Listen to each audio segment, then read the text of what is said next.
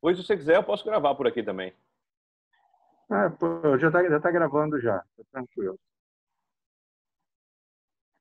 Bom, bom dia a todos. Nós vamos começar hoje mais uma sessão especial de aulas para os residentes, onde a gente tem a honra e o prazer de ter aqui com a gente o professor Ronald Farias. O Ronald dispensa apresentações. Para mim, desde a minha vida neurocirúrgica, talvez tenha sido um dos dois melhores presidentes da Sociedade Brasileira de Neurocirurgia. E o Ronald ele é professor de neuroanatomia da Faculdade Federal da Paraíba.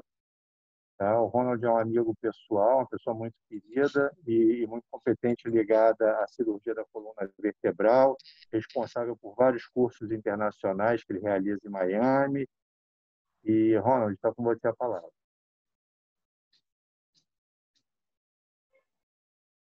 Bom dia, Rui. Bom dia a todos. Bom dia aos que fazem o Hospital Miguel Couto. Bom dia, Mariângela, pelo convite também, junto com o Rui. É uma honra estar aqui. Eu sei da importância do Hospital Miguel Couto. Quando estava na SBN, passei a conhecer vários serviços pelo Brasil e, sem dúvida nenhuma, o serviço de residência médica mais estruturado do Rio de Janeiro é o Miguel Couto. Ele tem não só um forte pronto-socorro, mas também uma excelente equipe que faz cirurgias eletivas nas mais diversas áreas. E sempre quando estou recomendando para os estudantes aqui de medicina da Paraíba ou de diversos locais, eu incluo na lista dos grandes serviços do Brasil Miguel Couto. Então, me sinto muito à vontade de estar aqui, somente porque o Rui é um amigo pessoal, a Mariângela também. Então, estou bem à vontade de falar aqui do Miguel Couto. E a ideia, Rui, é falar um pouco sobre a cirurgia da coluna cervical, que é uma das áreas que eu tenho dedicado bastante. A gente tem aqui um volume relativamente grande de cirurgias da coluna cervical. E para explicar essa cirurgia, que eu diria que é uma dos nossos feijões com arroz, né? Da cirurgia de coluna, é a hernia de disco, o canal estreito, a artrodese lombar simples e a cirurgia da coluna cervical. É uma patologia bastante frequente e então faz parte do armamentário do cirurgião de coluna e do neurocirurgião. Então, eu vou começar inicialmente falando sobre um pouco da anatomia e depois algumas macetes, algumas dicas para a cirurgia da coluna anterior, que vai ser importante para os residentes na sua vida prática. Oi, o som tá bom? Então, vou começar aqui.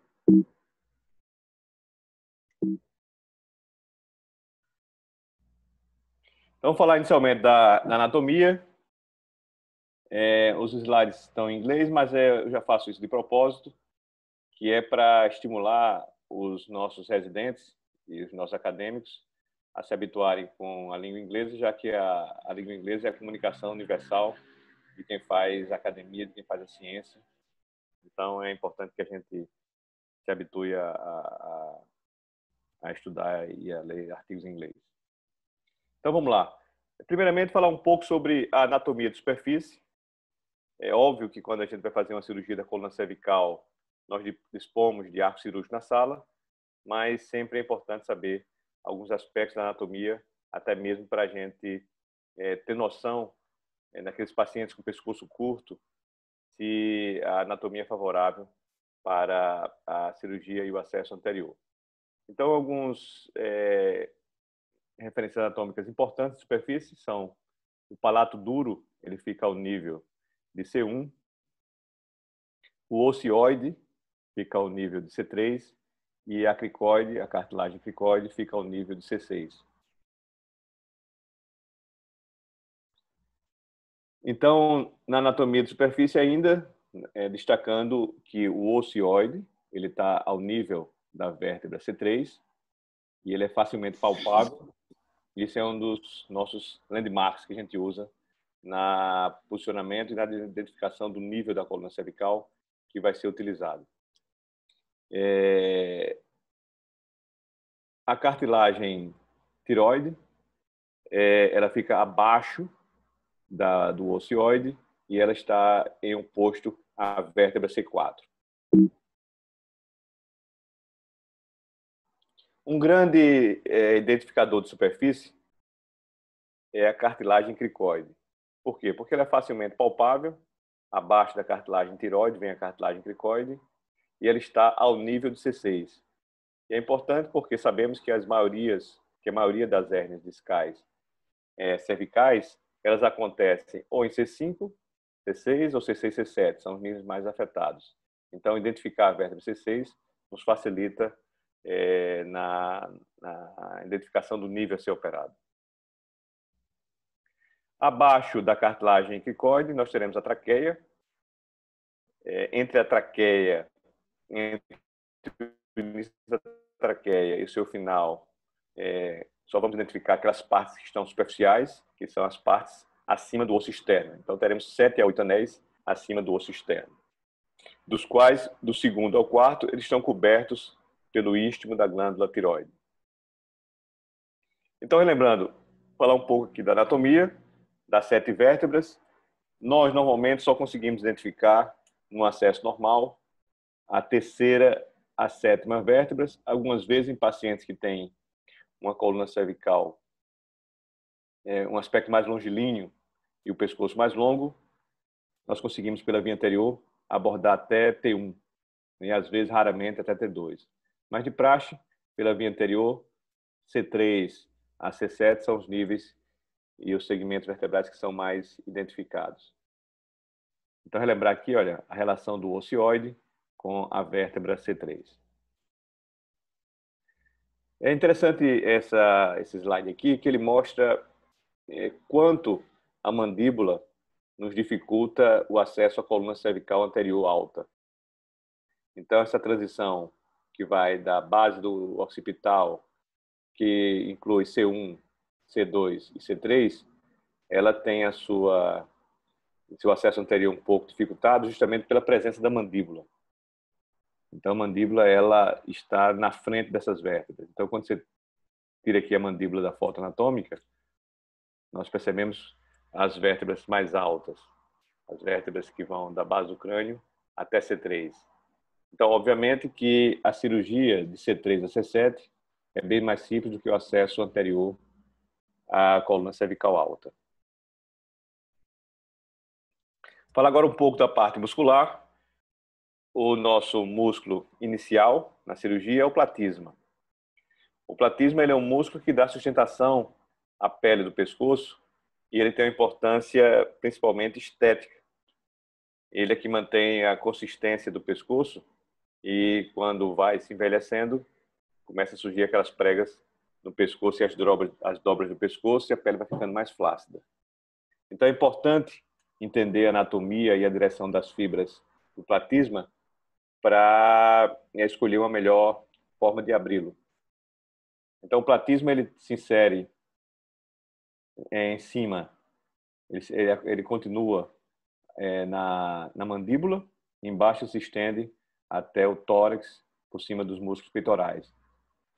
Então, o músculo extenso se encontra na linha mediana e as fibras, eles têm esse sentido aqui, olha, oblíquo, de cima para baixo. E isso é importante entender, essa direção das fibras, porque muitas pessoas, às vezes, abrem o platisma no sentido horizontal. E eu prefiro abrir no sentido da fibra, divulsionando e apenas afastando. Por que acontece isso? Quando você abre o platisma no sentido horizontal, no pós-operatório, quando o paciente faz movimentos no pescoço, faz expressões faciais, aquela zona da cirurgia fica presa e fica marcada e mostra uma simetria. Então fica esquisito do ponto de vista estético quando você faz uma incisão transversal no platisma. Quando você faz incisão longitudinal, a estética é melhor no pós-operatório e também é muito mais anatômico acompanhar o sentido das fibras. Abaixo do platisma, nós vamos ter a musculatura anterolateral do pescoço. Então, nós temos os músculos da linha mediana, que estão aqui identificados, e temos o músculo esternocleidomastoideu, que é o músculo de grande projeção na coluna cervical, na região anterior do pescoço, porque ele divide os trígonos anterior e lateral do pescoço, e é importante referência anatômica na cirurgia da coluna cervical. Então, identificar o esternocleidomastoideu vai nos guiar para o triângulo anterior do pescoço, que é justamente o triângulo onde vamos entrar para abordar a coluna cervical anterior. Então, o músculo esternocleidomastoideu, com sua origem na mastoide, inserções na clavícula e no externo. Aqui é uma projeção anterior do esternocleidomastoideu, mostrando que ele marca os limites do triângulo anterior do pescoço.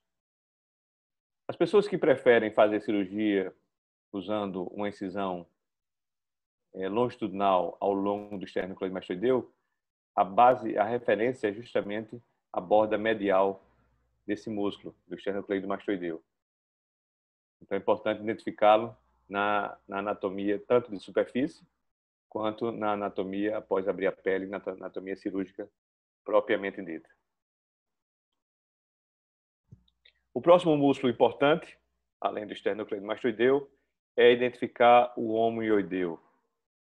Então, é um músculo que vem da escápula, omoplata, e vai até o ocioide, e ele tem essa segmentação que divide em dois ventres, e ele passa ao nível da vértebra C6. Então, cirurgias mais inferiores na coluna cervical, por exemplo, hernia discal C6, C7, às vezes até C5, C6, muitas vezes teremos diante do nosso campo cirúrgico a presença desse músculo. Então, numa cirurgia C6, C7, por exemplo, muitas vezes é necessário fazer uma secção desse músculo e depois você pode, no final da cirurgia, reestruturá-lo. Então, esse músculo aqui, olha, o omoioideu, ele faz parte do nosso acesso. Os músculos da linha mediana, eles normalmente não são identificados no nosso acesso à coluna, porque eles estão no compartimento medial. E como nós vamos entrar entre o esternocleidomastoideu e as estruturas viscerais da linha mediana, esse acesso aqui faz com que poupemos os músculos infraioideus. E o terceiro grupo de músculos que precisamos entender, identificar na nossa cirurgia da coluna cervical é o músculo longus collis. Por quê? Esse músculo ele está intimamente ligado à coluna vertebral, ele vai da base do crânio até a terceira vértebra torácica, ao longo da coluna vertebral, ao longo da superfície anterior da coluna vertebral. Ele é um músculo que faz flexão da coluna cervical. E qual a importância dele do ponto de vista cirúrgico, propriamente dito? É porque a presença dos dois músculos em paralelo permite a formação de um espaço aqui entre eles, e isso nos dá referência de linha média na hora da cirurgia. Então, ao chegarmos à coluna, muitas vezes estamos um pouco confusos, não identificamos exatamente a nossa posição em que encontramos, e utilizar esses dois músculos que estão em paralelo para fazer a referência de linha mediana é uma dica para não nos perdermos nesse momento da cirurgia. Então, entre eles existe um espaço, e esse espaço está justamente a linha mediana da coluna. Obviamente que nós podemos utilizar no intraoperatório um arco cirúrgico para marcar a linha mediana, mas mesmo sem a presença do arco cirúrgico, essa identificação anatômica é possível apenas com os dois músculos longo colli. Aqui outra visão. Então ele tem uma parte superior, né? Um ventre intermediário e uma porção inferior que vai até a coluna torácica. Aqui é o longo da cabeça, que é o músculo auxiliar também, e aqui os escalenos anterior, médio e posterior. São músculos de sustentação mais profundos da coluna vertebral cervical. Aqui é só para um slide longo, só para mostrar que ele tem 3 componentes: um componente oblíquo superior, um componente vertical e um componente oblíquo inferior.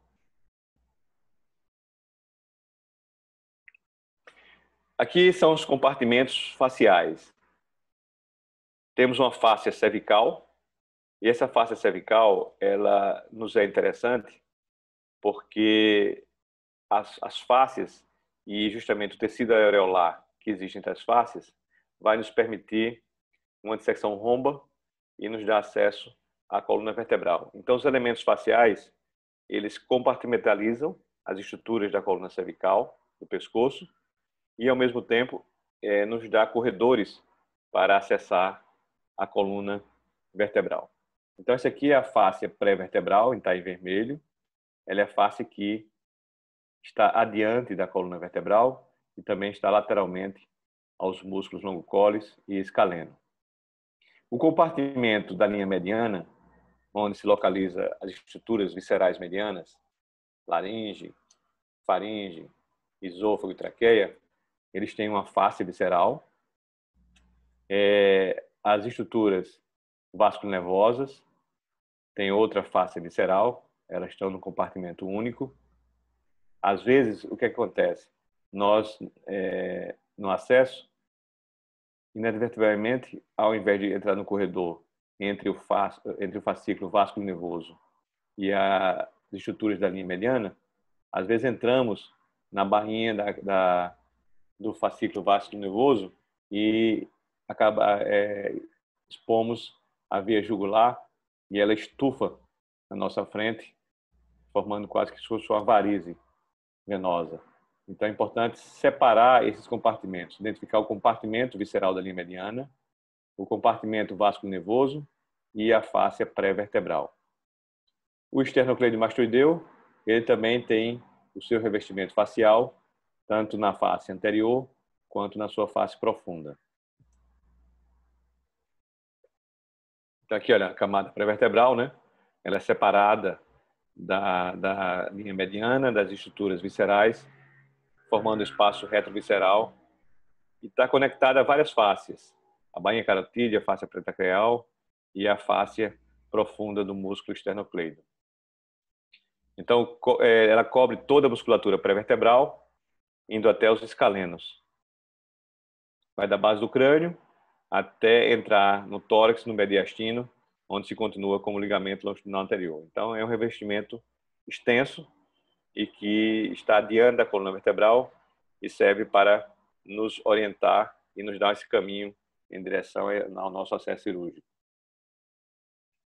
A próxima etapa aqui da anatomia, para depois entrarmos no acesso cirúrgico propriamente dito, é falar um pouco das artérias. Então, as artérias que nós vamos identificar no pescoço são as artérias carótidas, as comuns, e em seguida as bifurcações em carótida interna e carótida externa. As carótidas, elas estão de cada lado da coluna vertebral, como a gente viu no slide anterior, e ela vai se bifurcar ao nível de C3 e C4, no bordo superior da cartilagem tiroide, em dois ramos. Um ramo que é a carótida externa, que vai para a face e couro cabeludo, e a carótida interna, que vai entrar na base do crânio para irrigar o encéfalo. A diferença aqui entre elas é que a carótida interna, ela não tem ramos no pescoço. Isso serve de identificação na nossa abordagem do pescoço. Não na abordagem propriamente dita da coluna cervical, porque nós as isolamos e não entramos na sua bainha. Mas para quem vai abordar a região cervical, tem que entender essa diferença anatômica entre as duas artérias. E a artéria também, que é extremamente importante para nós, é a artéria vertebral. Ela está ocupando, aliás, ela está percorrendo os forames transversos das vértebras cervicais, entrando na sexta vértebra, indo até o crânio, onde atravessa a membrana atlantoaxial para irrigar a base do crânio, a fossa posterior. Então, as artérias vertebrais, elas são importantes porque em algumas cirurgias da coluna vertebral, principalmente tumores, abscessos, osteomielite, discites, às vezes perde-se a referência anatômica e na dissecção tem que ter muito cuidado para não lesar a artéria vertebral. Outro aspecto importante de entender a artéria vertebral é quando nós vamos fazer uma ressecção em bloco da vértebra. Alguns tumores da coluna vertebral, tumores primários, por exemplo, cordoma, para você ter uma ressecção adequada, é necessário não só fazer aquela corpectomia tradicional, em que você drila a parte central do corpo, mas também fazer uma corpectomia mais ampla, em que você tem que tirar todo aquele bloco, que é o corpo vertebral, e para tirar esse bloco do corpo vertebral é preciso fazer a abertura aqui, a fratura dos componentes do processo transverso, do forame transverso, para poder a vértebra vir como um todo. E aí, no caso, é preciso identificar a artéria vertebral e protegê-la.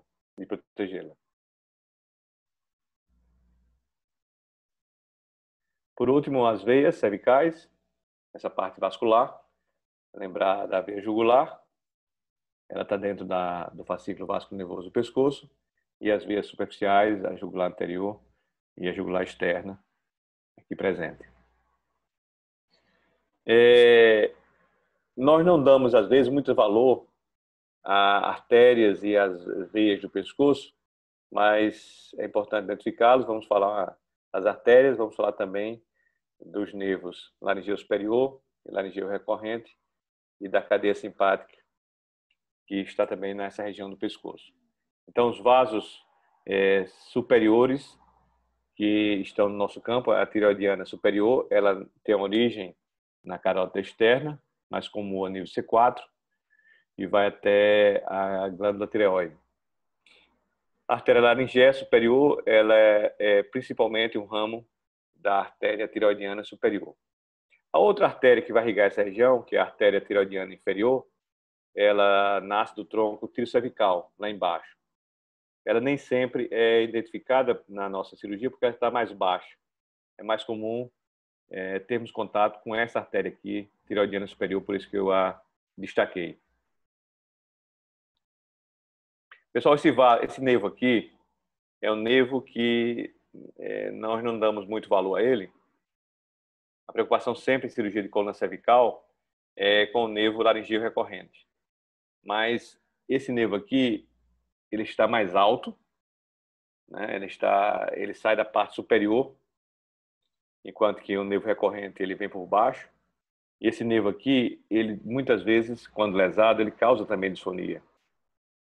Então, quando você vai operar pessoas que trabalham com a voz, cantores, artistas, locutores, radialistas, tem que ter preocupação com o nervo laringeu superior na cirurgia mais alta. Então, ele está bem presente aqui, olha, nos níveis C4, C5 e C5, C6. E a lesão dele causa uma alteração do timbre vocal. Aqui é um trabalho sobre essa lesão, né? Ele diz aqui que a lesão, nesse trabalho, ela causa uma disfonia persistente. Então, tem que ter muito cuidado em poupar esse nervo. Outra coisa é que a eletromiografia, ela tem uma capacidade muito grande, a neurofisiologia intraoperatória, de identificar o nervo laringeu superior. Agora, o mais famoso deles é o nervo laringeu recorrente. Esse aqui que nos assusta, e muitas vezes mudamos até o nosso acesso, né, entre o lado direito e o lado esquerdo, em virtude desse nervo.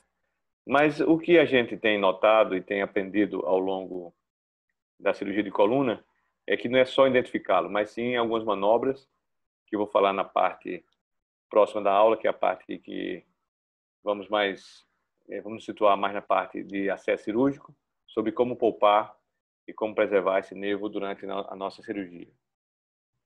Então, ele é um nervo importante porque ele inerva quase todo o nosso aparelho vocal. Aqui é a sua anatomia. E, por último, vamos falar da cadeia simpática cervical. É importante saber, eu já tive aliás, 2 pacientes em que houve uma lesão transitória da cadeia simpática e eles desenvolveram síndrome de Horner no pós-operatório. Um caso foi um cordoma extremamente agressivo, que toda a anatomia estava deformada da coluna cervical. E o outro caso foi um paciente que teve uma fístula linfática pelo ducto torácico, que fez também uma coleção enorme no pescoço, e perdemos a referência anatômica, e o paciente saiu com Horner no pós-operatório, mas logo em seguida ele acabou revertendo. Então, a cadeia simpática, que é a linha mediana da coluna cervical, aqui são os longos colis. Então, ele está aqui, olha, passando por cima dos longos colis. Normalmente, ele está nessa análise aqui, olha, em torno de 11,6 milímetros lateralmente à borda medial do longos colis. Então, quando você faz uma dissecção ampla lateralmente, tem pessoas que, para abordar a coluna cervical e fazer uma ampla exposição das vértebras, principalmente tumores, acabam passando um bisturi aqui no longos colis de forma transversal para expor mais. Isso pode lesar o tronco simpático. Então, o ideal é você apenas usar o bipolar, coagular as bordinhas aqui do longos colis e afastando gentilmente com a rugina ou com o cobre para soltá-lo da sua inserção junto à vértebra em que você está operando. E não fazer, usar bisturi elétrico aqui com muita agressividade, que pode lesar a nossa cadeia simpática. Aqui é uma ideia do tamanho dos discos, para entender e finalizar essa parte da anatomia cirúrgica. Então, os discos, eles têm uma maior altura anterior do que posterior. Então, o final do disco lá atrás, mais próximo à medula, ele é mais baixo do que a parte anterior, que é mais alta. Então, olha a diferença. Então, note, pessoal, que os discos vertebrais, eles não são muito altos. E é importante esse conhecimento porque na escolha do cage cervical, muitas vezes queremos colocar um cage muito alto, como 7 milímetros, às vezes até 8 milímetros de altura. Então, esses cages não são, esse tamanho de cage não é fisiológico. E o que acontece isso? Quando você coloca um cage muito alto, você força as superfícies vertebrais adjacentes, os platôs vertebrais, e você provoca um maior risco de subsidence, que é a falha em que o cage entra dentro dos corpos vertebrais e acaba prejudicando a sua cirurgia. E também quando você hiperestende a coluna, você abre demais o espaço, você está forçando lá atrás a articulação facetária. Isso pode levar a uma artrose facetária precoce e dor facetária. Isso aqui é a profundidade antero-posterior.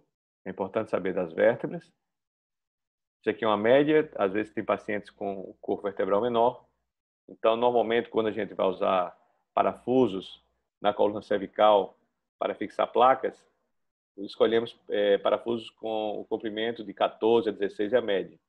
Obviamente que sempre no planejamento cirúrgico, nós pegamos a tomografia ou a ressonância e medimos a profundidade do corpo vertebral para a escolha dos parafusos. E sempre usamos o arco cirúrgico para definir o tamanho final do parafuso que vamos escolher para fixar as placas. Sabemos que quanto maior o parafuso, quanto mais presença de parafuso dentro do corpo vertebral, vai dar maior rigidez ao sistema de fixação. Pessoal, agora é o seguinte, dado essa primeira parte, que é a parte de anatomia, eu queria falar agora de algumas dicas sobre cirurgia de coluna vertebral que conseguimos coletar ao longo do tempo. Nesses aí, tenho 27 anos que estou lidando com a neurocirurgia, nesse tempo todo dedicado à coluna vertebral. Eu acredito que já operei mais de 1000 cirurgias de coluna cervical. Então, vou passar a vocês aí a minha experiência nessa cirurgia de coluna cervical. Então, para planejar uma cirurgia de coluna vertebral, eu sempre sigo esses 8 passos aqui. E eu gosto muito de de roteiros, de rotinas, porque nos facilitam a vida. Dr. Evandro, nosso grande cirurgião, que nesse momento está passando por uma grande dificuldade de saúde, ele sempre dá nos seus cursos, sempre ensina, quem acompanhou ele lá na BP, naquela época, ele sempre ensinava o seguinte: neurocirurgia é um livro de receitas, né? Ele falava que é um cookbook. Então, quem segue o cookbook tem mais chance de fazer cirurgias mais planejadas e errar menos. Então, eu sempre sigo esse roteiro. São os 8 pontos em que você planeja uma cirurgia de coluna cervical. Então, planejar o posicionamento, a incisão. A segunda etapa é fazer a cervicotomia anterior. Depois, identificar o nível que você vai operar lá dentro, já na hora da cirurgia. Preparar esse nível. Colocar os afastadores cirúrgicos, o afastador de caspa, né, que é o mais utilizado por nós. Depois, fazer a dissectomia ou a corpectomia. Descomprimir a medula cervical e a raiz nervosa. Colocar os implantes. E, na volta, a hemostasia e o fechamento da cirurgia. Então, são as 8 etapas de uma cirurgia da coluna cervical. Então, em primeiro lugar, o posicionamento. Eu digo que a cirurgia da coluna cervical é a cirurgia mais simples de se posicionar. Não requer nenhuma sofisticação. Você pode fazer cirurgia de coluna cervical em qualquer hospital do Brasil, porque, desde que tenha um arco cirúrgico, né? Porque o posicionamento é muito simples. Não precisa uma mesa sofisticada, uma mesa de zorro, não precisa disso. Qualquer mesa mais simples faz uma cirurgia de coluna cervical. Basta você ter um coxim para colocar embaixo do ombro, para permitir a extensão. Se você não tiver um suporte de cabeça, pode fazer uma rodilha, fazer uma rodilha de compressas, e você ter um apoio na cabeça.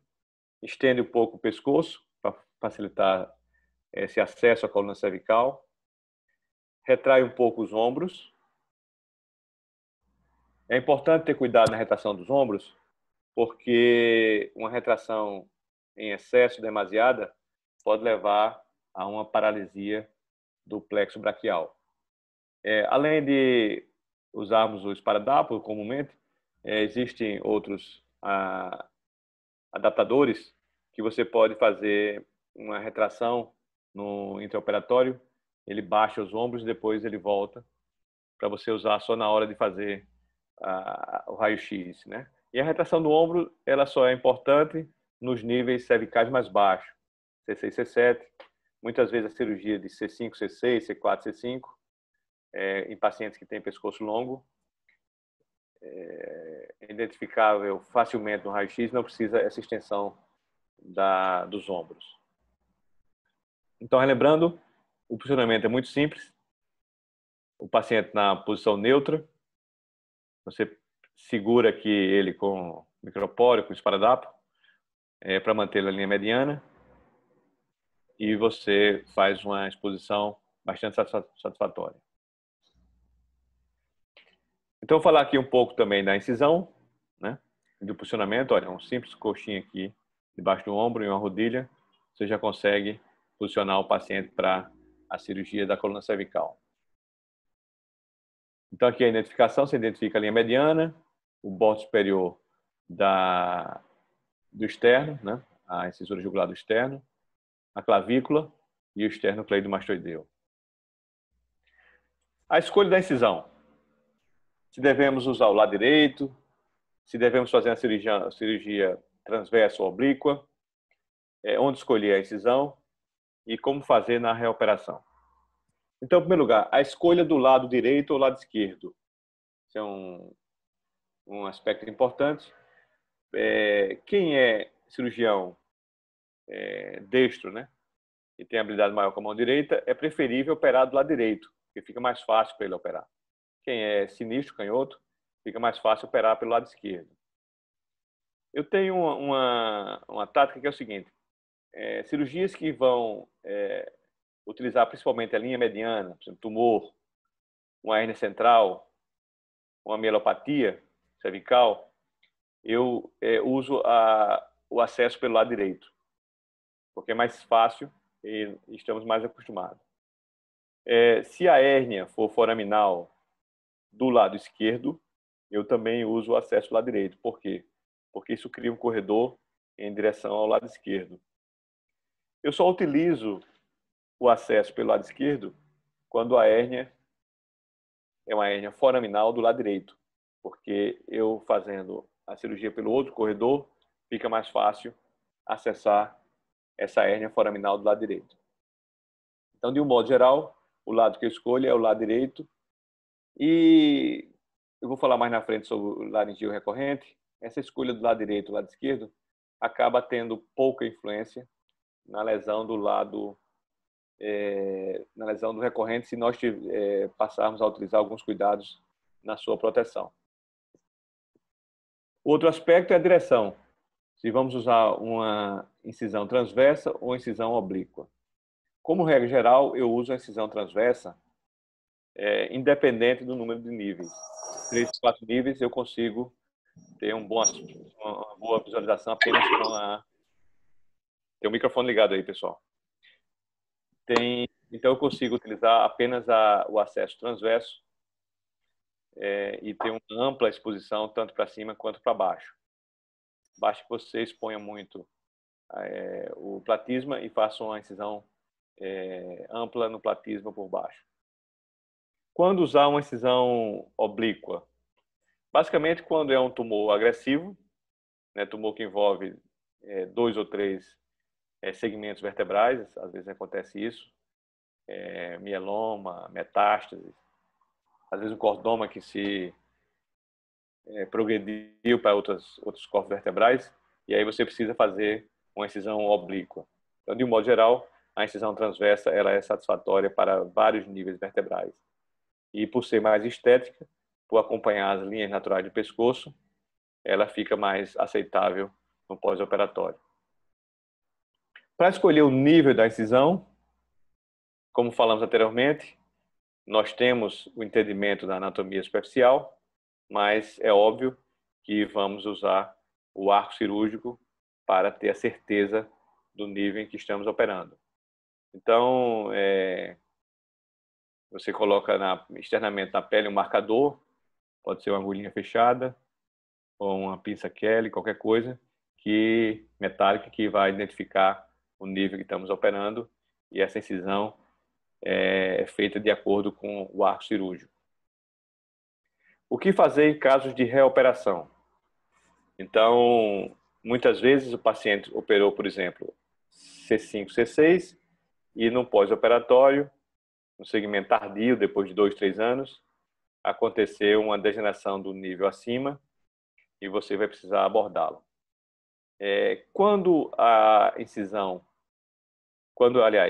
reabordagem é no nível adjacente à incisão prévia, pela própria incisão anterior, você consegue fazer um acesso apenas explorando esse mesmo nível. Agora acontece, muitas vezes você operou um nível C6, C7 e o paciente desenvolve uma hérnia C3, C4. Nesse caso, fica difícil você, pela incisão muito baixa, e essa incisão no pós-operatório, ela vai estar com a fibrose, ela é difícil de mobilizar, então é difícil por essa incisão você abordar um nível tão distante, tão alto. Então, nesse caso, eu faço uma segunda incisão paralela à anterior, no nível superior, em contato com o nível que eu vou querer operar, e não há nenhum problema em relação à irrigação da pele, a possibilidade de necrose da cirurgia, né, da pele. Então, não se preocupe que não há nenhum problema quanto à questão da vascularização. Então, aqui a incisão, né? O que eu procuro fazer é o seguinte: na cirurgia de um nível, eu faço incisão bem pequena. Aqui ó, tem cerca de 3 centímetros, incisão pequenininha. Por quê? Para evitar que você exponha demais lá embaixo. Então, quanto menos você expor lá embaixo, na frente da coluna, você evita lesão inadvertida de nervos laringeus, tanto recorrente quanto o laringeu superior. Evita a lesão vascular. Então, se você faz uma incisão pequena e um acesso econômico para uma doença focal em C5, C6 ou C4, C5, você a cirurgia acaba sendo mais rápida e ela sangra menos no pós-operatório. A recuperação do paciente é imediata. Já teve casos aqui até de a gente mandar o paciente para casa no mesmo dia, à noite, com a incisãozinha desse tamanho aqui. Aqui é um caso que eu vou explicar de uma reabordagem. A paciente tinha sido operada anteriormente em níveis mais baixos e até uma médica essa paciente, 10 anos depois, ela desenvolveu a doença nesses níveis aqui e fez um quadro de mielopatia. E aí fizemos uma segunda incisão. Isso aqui era a incisão anterior que ela tinha e aqui é a nova incisão para os níveis superiores.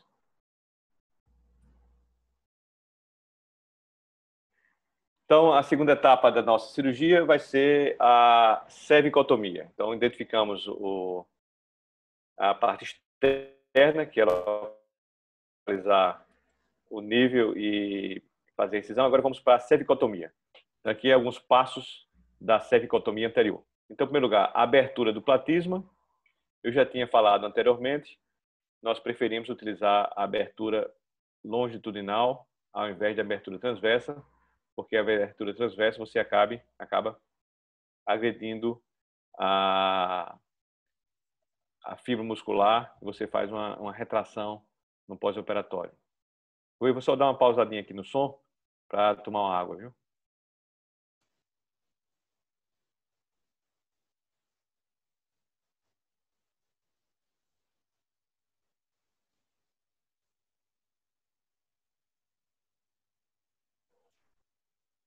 Só voltando aqui. Então,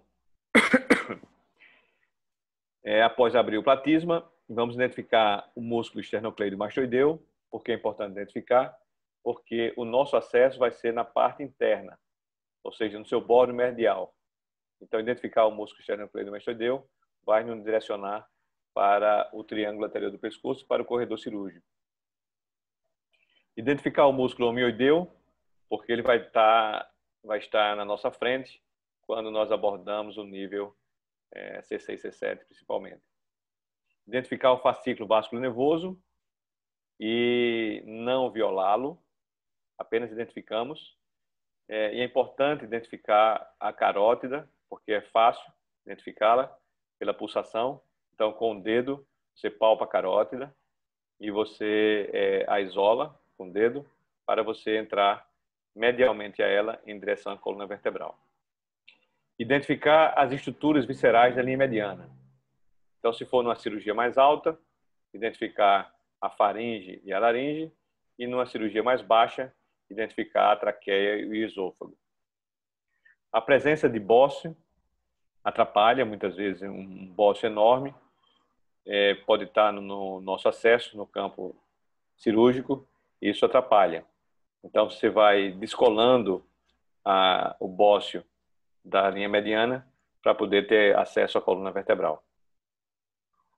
Identificar os vasos transversos, principalmente o componente do laringeu superior, junto com a veia, o laringeu superior, a tireoidiana superior, junto com o nervo laringeu superior e a veia também. Então, identificar os vasos transversos e evitá-los a secção.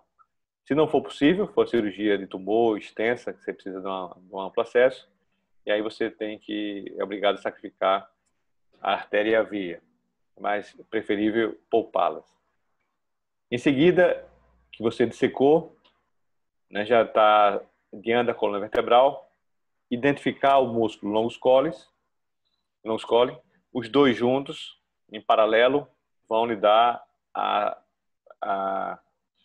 a segurança de estar na linha mediana. Então, essas são as etapas, os passos da cervicotomia anterior.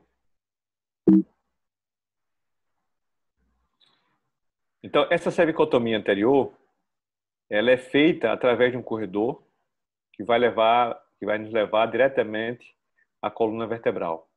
E esse corredor, ele põe no lado de forma lateral, o esternocleidomastoideu e o fascículo vasculonervoso do pescoço, e do lado medial, as estruturas viscerais da linha mediana. E aqui estamos entrando entre um longus colli e outro. Então é importante entender esse corredor que nos vai nos orientar e nos vai guiar até a coluna vertebral cervical anterior.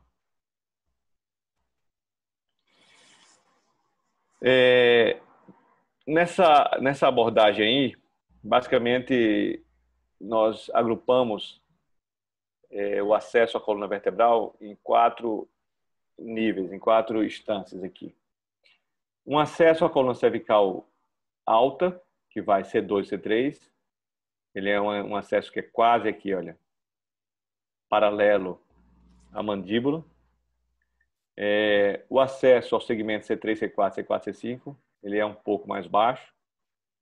O segmento C5, C6, C6, C7, ele é o segmento ideal, são os mais fáceis de operar, né? Principalmente C5, C6. E a junção cérvico-dorsal, ela requer uma abordagem diferente, porque ela depende de um planejamento maior, porque nem sempre é possível abordar esse segmento T1, T2. C7, T1 já é difícil, somente quem tem pescoço curto, quem é atarracado, e T1 e T2 só em ocasiões em que você tem um pescoço muito longo e você consegue abordar a transição. Então aqui é só para entendermos as estruturas que estão vulneráveis quando você vai abordar cada segmento desse. Lembrar que nos níveis mais altos, a preocupação nossa é com o nervo laringeu superior, e nos níveis mais baixos, a preocupação com o laringeu recorrente.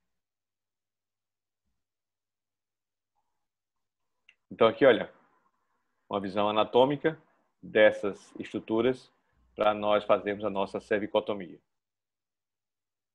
Outro detalhe aqui. Então, C3, C4, na nossa cervicotomia, ele vai estar atrás da laringe e da faringe, e é importante entender isso, porque a faringe ela tem menos possibilidade de retração do que o esôfago. É fácil quando você vai abordar C5, C6, a retração do esôfago, porque ele é menos calibroso e ele é mais retrátil, mais móvel.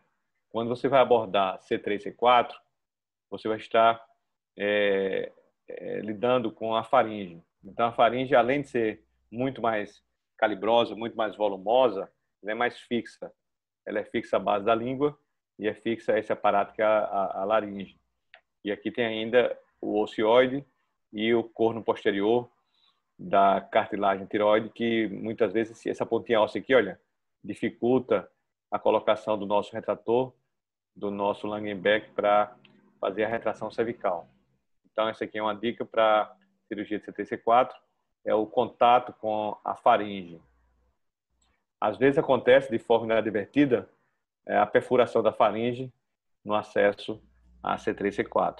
Então, lembrar da relação anatômica de C3-C4 com a faringe, com essa parte mais alta que dificulta a mobilização das estruturas viscerais da linha mediana para termos um acesso mais fácil a essa região. O nível C5, C6 é o melhor de todos. Por quê? Porque ele está mais ou menos no meio do pescoço, é fácil identificar no raio-x, os ombros raramente atrapalham. Esse segmento aqui do esôfago e da via aérea é mais fácil de mobilizar, então você não precisa fazer tanta retração na linha mediana para poder expor a coluna vertebral. Então, o segmento C5, C6 é um segmento ideal para operar hernia, né? Tanto C4, C5 quanto C5, C6 são segmentos mais fáceis. Então, voltando aqui. O segmento C6, C7, que faltou falar, ele também é relativamente tranquilo, mas às vezes a dificuldade de expor essa parte mais baixa acontece em pacientes que têm o pescoço curto e pacientes muito fortes, muito musculosos, um ombro bem musculoso, dificulta a visualização do arco cirúrgico no transoperatório. Então, a dificuldade de operar C6, C7 é justamente essa questão da visualização no raio-x e também a presença do homeoideu na frente desse músculo, desse nível. Então, agora chegamos à coluna vertebral. Vamos fazer a identificação do nível. Essa identificação, em quase todo lugar que eu conheço, é feita com uma agulhinha, né? Dobra-se um gelco, normalmente. Essa é a dica que todo mundo faz. E você identifica o disco que você quer operar. É importante não ficar furando o disco sem saber exatamente qual é o nível que você vai operar. Normalmente, os níveis que estão doentes, que vão ser os operados, eles têm a presença de osteófitos anteriores. E esses osteófitos anteriores, pela própria palpação e pela marcação prévia na pele, antes da incisão, você consegue saber em que nível você está no transoperatório. Então, você coloca a agulhinha e você identifica esse nível aqui. A próxima etapa agora é você retirar os osteófitos. Você tem que... Muitas vezes o osteófito está cobrindo o espaço discal. Então, retirar os osteófitos vai fazer com que você aplane a coluna vertebral. E é importante aplanar principalmente quando você vai colocar uma placa cervical. Se essa coluna não estiver aplanada, você não consegue sentar a placa na coluna vertebral. Então, aplanar a coluna é importante tirando os osteófitos anteriores. Em seguida, vamos fazer a dissecção do longus collis e a abertura do anel, né, do ângulo discal. Então, vamos lá. Identificada a linha mediana, aqui estão os longus collis de cada lado e aqui está os osteófitos. Então, os osteófitos você pode tirar com drill ou com a goivinha mais delicada, você pode tirar esses osteófitos. Muitas vezes esses osteófitos a gente guarda e junto com o ossinho que vai tendo aqui, você pode usar para preencher cage e evitar usar enxerto sintético numa cirurgia de artrodese cervical. Para afastar o longus collis, você basta afastar as suas inserções em cada nível. Então aqui, olha, com um retratorzinho, com a rugina ou com um cobre, você afasta os ventres dos longus collis e você consegue uma maior exposição. Principalmente afastar no nível do disco. Porque se você vai fazer uma cirurgia de um nível só para colocar apenas um cage, não precisa você fazer uma dissecção extensa do músculo. Basta você secá-lo ao nível do espaço discal. Porque você poupa essa dissecção extensa. E a gente sabe que no pós-operatório, quem mais sangra, além da superfície óssea, que foi muitas vezes curetada, é a borda medial do longus collis. Ele provoca o sangramento pós-operatório. Então é importante que você faça uma dissecção extensa, evitar uma dissecção extensa. Faça a dissecção, o afastamento, apenas no nível que você vai operar. E por último, a abertura do anel, né, do disco, propriamente dito. Então, com o bisturi, pode ser uma lâmina 15, lâmina 11, a gente sempre faz essa abertura. E uma dica é você sempre vir da linha mediana para fora, né, com o bisturi invertido. Quando vai chegando perto aqui já do lado externo, tem que ter cuidado que aqui tem a carótida, para o bisturi não escorregar e lesar a carótida. Quando vai chegando aqui do lado lateral, o que eu faço é inverter o bisturi, deixar as costas do bisturi para a carótida e completar o finalzinho aqui da incisão. Então abre aqui assim, olha, embaixo, abre em cima e depois completa lateralmente. Você tira essa abertura inicial do anel. Outra dica também aqui é o seguinte: pegar um Kerrison, pode ser um Kerrison de 3 milímetros, e comer essa bordinha aqui, olha. Essa bordinha aqui, normalmente essa parte aqui da vértebra, ela se inclina para baixo e ela fica atrapalhando o seu campo. Ela fica como se fosse cobrindo o acesso. Então, você com o Kerson de 3 milímetros, você come toda essa bordinha aqui, e você amplia seu campo lá para trás, e esse ossinho aqui você pode usar e guardar para fazer enxerto. Então, a dica que eu dou aí para vocês é fazer isso aqui para aumentar o campo cirúrgico. Então, agora a colocação dos retratores, né? Então, quem usa o afastador de caspa, ele é o afastador mais utilizado, né? Porque ele usa a linha mediana, você não precisa ir lateralmente, ele tem uma boa eficácia. Além do afastador de caspa, você também vai precisar de um afastador de partes moles. Também tem o caspa para as partes moles, em que você afasta a estrutura visceral mediana e lateralmente o fascículo vascular nervoso. Usar a distração vertebral e preparar já o microscópio para você fazer a dissectomia. Na colocação do parafuso do afastador de caspa, eu faço da seguinte forma. Se eu vou fazer apenas a colocação de um cage, é uma cirurgia de um nível, por exemplo, a linha mediana, eu coloco os 2 parafusos aqui, olha, em cada lado, na linha mediana. Se você for vou fazer uma cirurgia de 2 níveis, eu já coloco os 3 parafusos aqui, ó, por exemplo, 3 parafusos. Quando é a cirurgia de 4 níveis, eu normalmente posso colocar os 4 parafusos, mas normalmente eu coloco 3 e coloco o 4º parafuso por último. Eu vou primeiro operando o nível e colocando em seguida o parafuso. Quando eu vou fazer uma colocação de placa, o que é que eu faço aqui? Eu coloco a placa em cima das vértebras, a placa que eu vou usar, coloco a placa, eu meço a placa aqui, coloco a placa, e já imagino onde vai ser o furo da placa. Então, antes de fazer a dissectomia, com o disco ainda presente, ou se for uma fratura, por exemplo, né, eu já coloco a placa que eu quero colocar por cima, já meço a placa, e aí eu faço o furo onde vai ser colocado o parafuso da placa. E aí eu coloco o afastador de caspa mais lateralmente. Por quê? Porque eu evito já ficar furando, já está feito já o furo da placa. E essa colocação aqui do afastador de caspa lateralmente faz com que ele fique segurando o longus collis. Então, a dica aqui, um macete para você colocar o parafuso de caspa numa cirurgia de placa.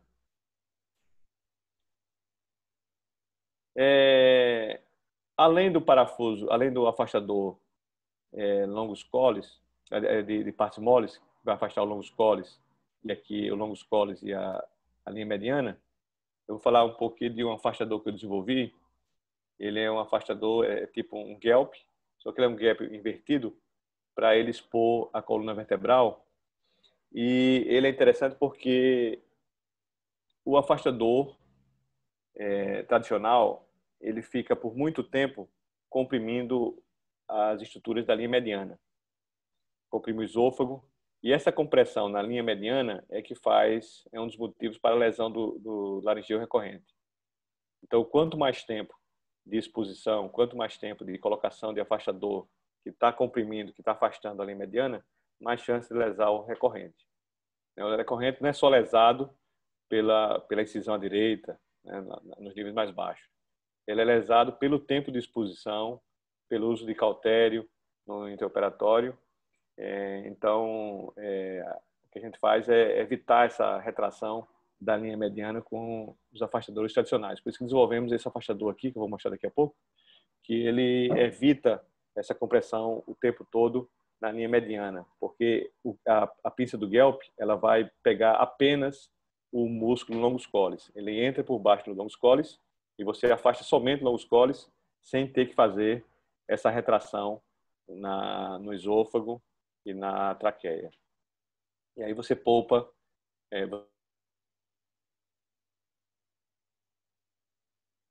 você evita, né? Não é que evita, mas você...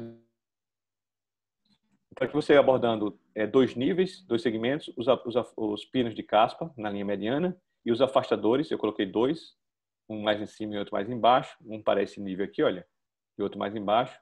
Os afastadores, eles entram no nível do disco, então eles conseguem afastar apenas os longos coles e dar uma boa exposição. Então, esse aqui é o afastador.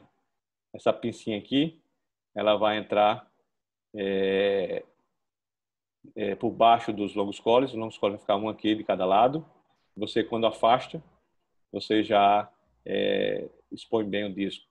E é muito fácil de colocar, evitando aquela dificuldade do afastador de caspa de partes moles, que ele fica soltando sempre na cirurgia e fica e ele é muito alto, ele cria um funil e você dificulta a manobra do microscópio, porque você fica trabalhando no funil e você não consegue girar o microscópio para ver as hérnias foraminais. Outra dica que também é importante também ter o afastador intersomático na sua caixa de cirurgia. Muitas vezes você coloca um parafuso de caspa e o paciente tem uma vértebra osteoporótica ou está lidando com uma vértebra que está acometida por outra patologia, e quando você coloca o retrator de caspa e faz uma distração, é comum, não é comum, é raro, mas às vezes acontece você rasgar o corpo vertebral e você não conseguir mais fazer a retração. Então, se você tem, nesse caso aqui, um afastador intersomático, ele vai entrar no espaço discal e vai afastar para você não deixar de fazer a cirurgia por causa da falta do caspa. Então, agora a dissectomia propriamente dita. Vamos adiantar aqui, porque o tempo já está extenso, né? A etapa inicial é remover o disco, depois fazer a osteoftectomia posterior. Você tem que tirar os osteócitos atrás. Eles é que estão comprimindo a medula e as raízes. Então, pode usar drill, né? Um drill bom, com todo cuidado, ele faz uma excelente osteoftectomia. E quem não gosta de usar drill, pode usar também curetas, as curetas cervicais apropriadas para fazer essa drenagem dos osteófitos. Eu sempre abro o ligamento longitudinal posterior. Isso é extremamente importante para você ter certeza de que o saco dural está descomprimido, de que o manguito da raiz lateralmente está descomprimido. Porque sem essa visualização, você vai ter uma descompressão quase que indireta, porque você não tem certeza se realmente as estruturas estão livres. Muitas vezes existem fragmentos que se escondem atrás do ligamento longitudinal. E tem que fazer uma foraminotomia ampla. Por que tem que fazer foraminotomia ampla? Porque às vezes você descomprime apenas a parte central do disco e quando você vai empurrar o queijo acaba levando para dentro esse resto de disco, de osteófitos que ficaram lateralmente e acaba comprimindo o forame. Então, tem que fazer foraminotomia, não pode deixar restos de disco, nem de osteófito nas laterais, na altura dos forames. Tem que fazer a foraminotomia ampla. Você tem que ver a saída da raiz. Não é só imaginar que ali está a raiz. Você tem que ver a saída da raiz.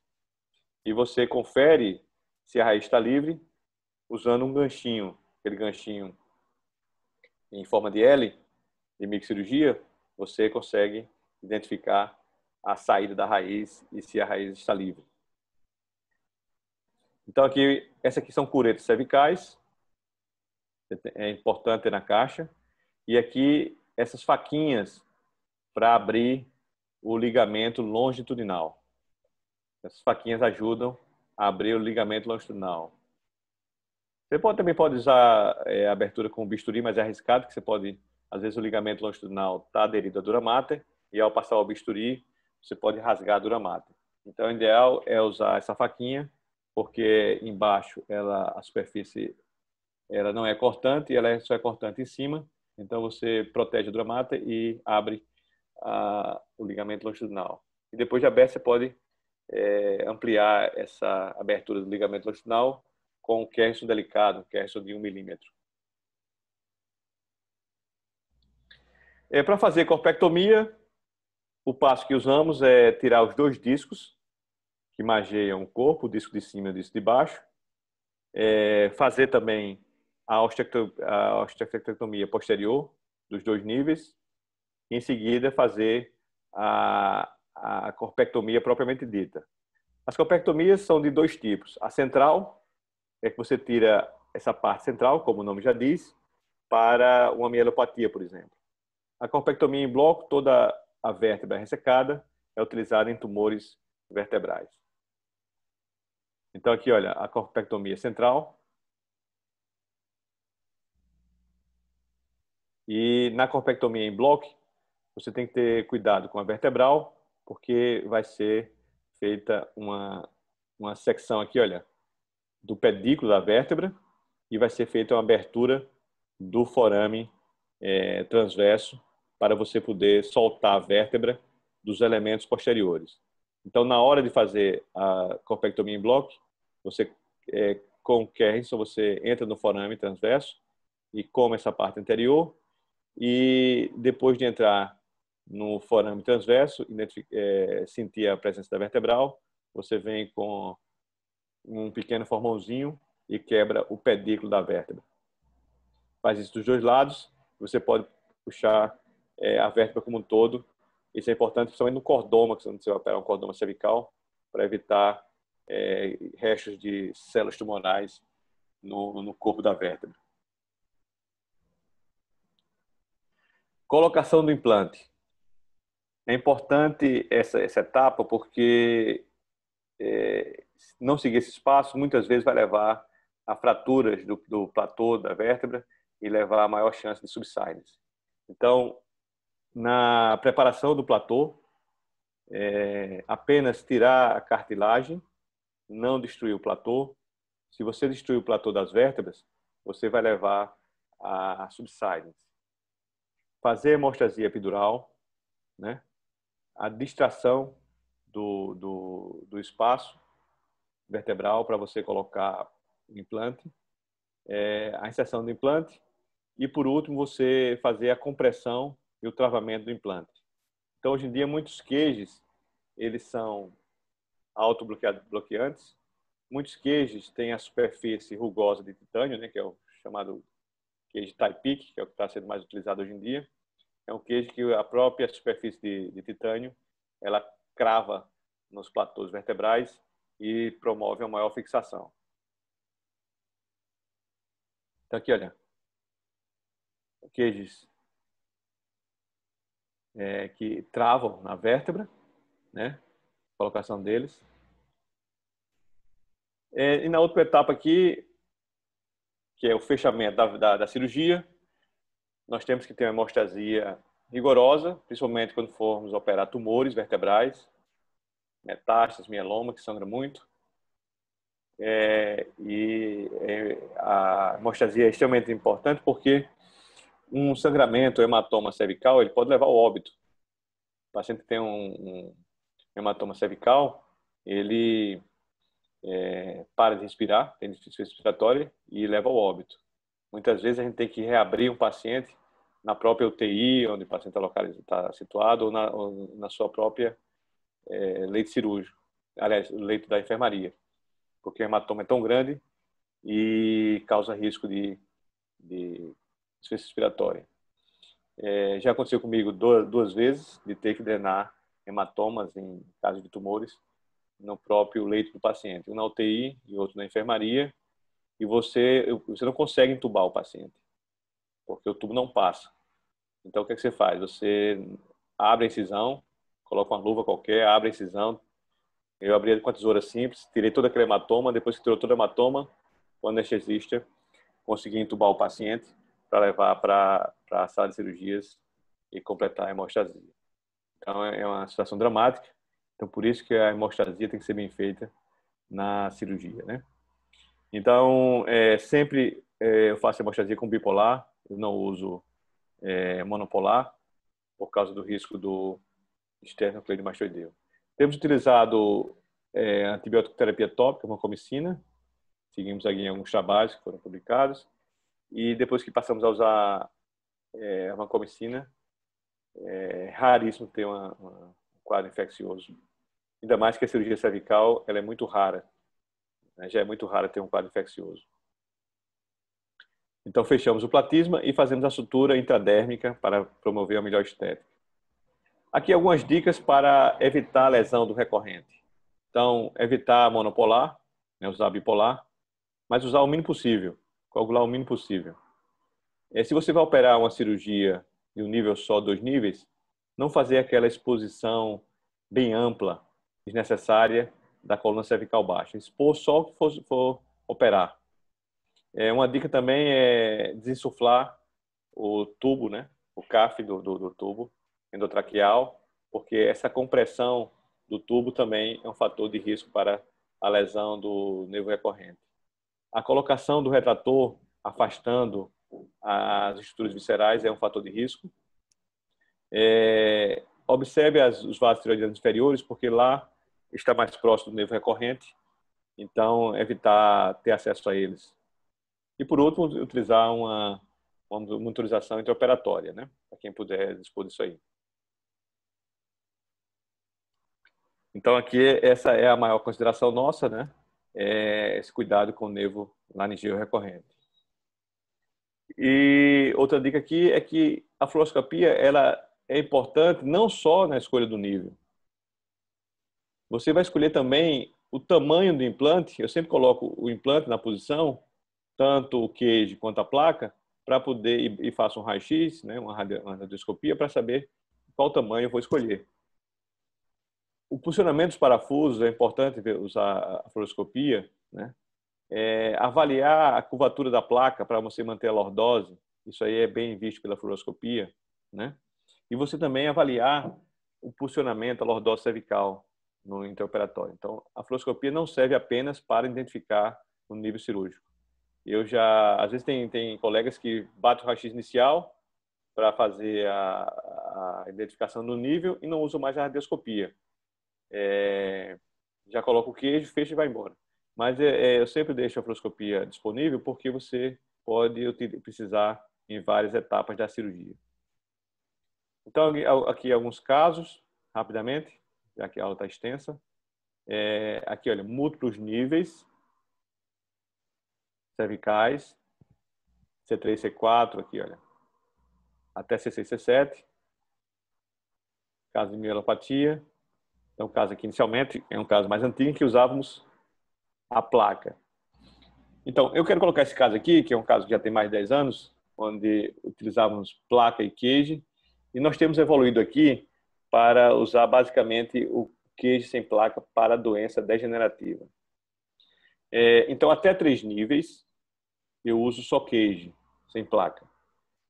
No caso aqui de 4, esse caso aqui são 3 níveis, né? Mas no caso que você vai precisar usar 4 níveis, por exemplo, você pode fazer uma parte híbrida. Você pode usar uma placa mais curta em 2 níveis e fazer 2 níveis com queijo. Então, a coluna cervical, ela tem essa característica de você poder fazer várias montagens. Então, você tem a possibilidade de fazer a montagem com placa, a montagem com queijo com trava, com queijo autobloqueante, e também tem a possibilidade de usar uma prótese cervical, se for o caso. Então, a cervical permite várias montagens. Eu estou colocando isso aqui que é importante você não ficar só naquela ideia de que só existe uma cirurgia padrão, só existe só uma placa com queijos e não existe mais nada. Então, você pode fazer várias montagens que a gente chama de montagens híbridas. Placa com queijo, né? Aliás, placa no nível e queijo acima. Pode fazer placa e acima uma prótese. Pode misturar queijo embaixo fixo com a prótese. Por exemplo, você vai abordar um nível C6, C7, C5, C6. Você pode fazer um C6, C7, colocar um queijo. Por quê? Porque esse é um nível que requer estabilidade. Ele não é um nível de mobilidade. O nível de mobilidade na coluna cervical são C4, C5, C5, C6. Estou falando de mobilidade antero-posterior. O nível C6, C7 é o nível de maior rigidez, de maior estabilidade. Então, se você não quer colocar 2 próteses cervicais, por exemplo, quer fazer uma cirurgia mais econômica, você pode colocar um queijo em C6, C7 e pode colocar uma prótese em C5, C6 para aqueles cirurgiões que acreditam na eficácia da prótese. Então, aqui, olha, outro caso dramático, né, de mielopatia. De um modo geral, eu escolho a via anterior, às vezes é que eu vou por trás, quando tem ossificação do ligamento longitudinal. Então, aqui é um caso que a gente fez outra abordagem um pouco atípicas. É um caso aqui bem antigo, só para mostrar a vocês que existem também possibilidades, né? Fizemos em cima uma corpectomia e embaixo um queijo com placa. Aqui, olha, cirurgia extensa, uma corpectomia ampla. Isso aqui eu não faço mais isso. Isso aqui são cirurgias do passado, para a gente mostrar a evolução. Uma corpectomia desse tamanho aqui, o risco de falha é muito grande. Esse caso aqui é interessante porque ele tinha essa deformidade degenerativa cervical, né, uma cifose cervical. Já tinha até essa seringomelia aqui. E a gente fica na dúvida de qual nível vai escolher para operar esse caso aqui, olha.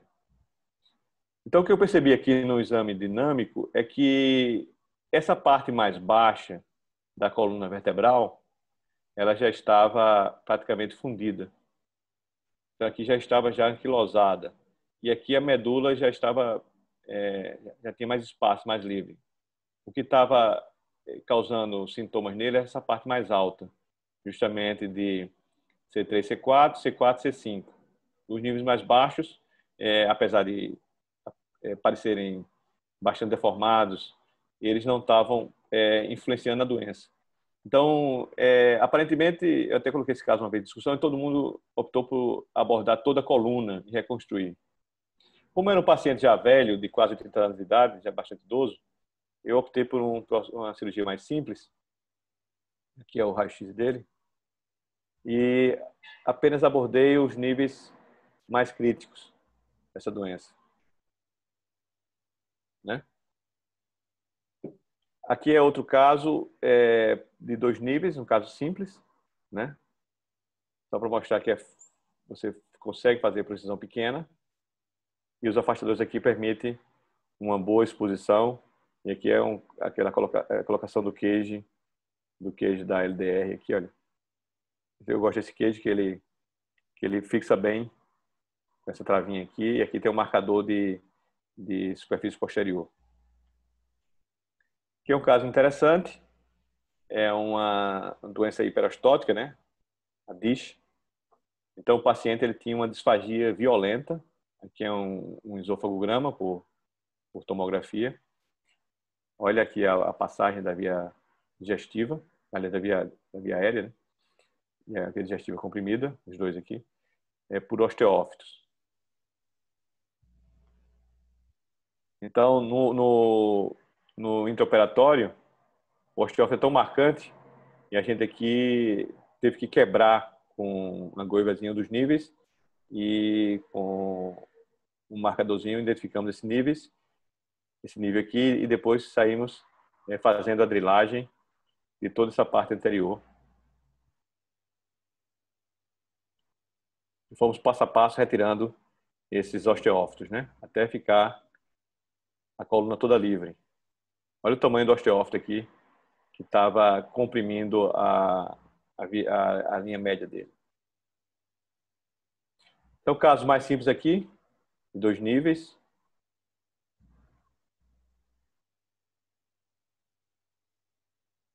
Uma hernia aqui mais lateralizada para a direita. O raio-x dinâmico. E aqui a colocação de um queijo simples naquele nível sintomático, né? Que era o C5, C6. Então, outro caso aqui, acho que esse caso é 3 níveis. Vou passar mais rápido agora por causa do tempo. Então, aqui é a ressonância. Então, a gente faz aqui, olha, 3 níveis sem precisar usar placa. Outro caso aqui também, a maioria dos casos ou é de radiculopatia ou de mielopatia, né?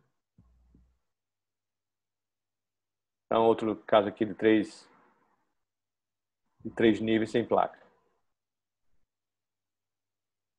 Oi, falei demais, hein?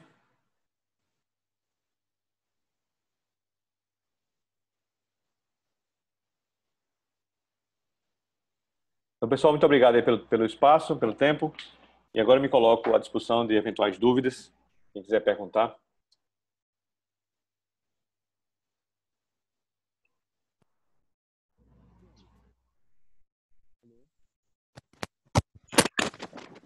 Alô?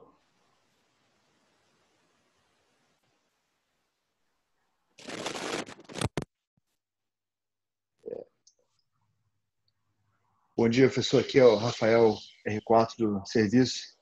Queria agradecer pela aula, foi bem didática mesmo. Como R4, a gente acaba já auxiliando as cirurgias desde o R3. Então, assim, para quem viu um pouco a cirurgia e depois tem uma explicação assim como essa, é muito bom para a gente ficar pronto para no R5 ano que vem já começar a fazer. Realmente o passo a passo foi muito didático com as suas imagens, ficou muito fácil de entender. Acho que não só para mim, mas para todo mundo, desde os acadêmicos aí, os residentes mais novos, os internos, e todo mundo realmente acho que aproveitou bastante. Eu queria te perguntar se, quando você disse que você faz uma decisão transversa, na maioria das vezes, e você disseca para baixo o platisma, né, para você quiser fazer mais níveis. Eu tenho visto mais o pessoal usar a transversa para fazer menos níveis, né? Mas só para você, queria que você pudesse só explicar essa dissecção do que você falou do platisma, como é que você faz para ganhar mais espaço para fazer mais níveis aí. Então, o que eu quis dizer é o seguinte.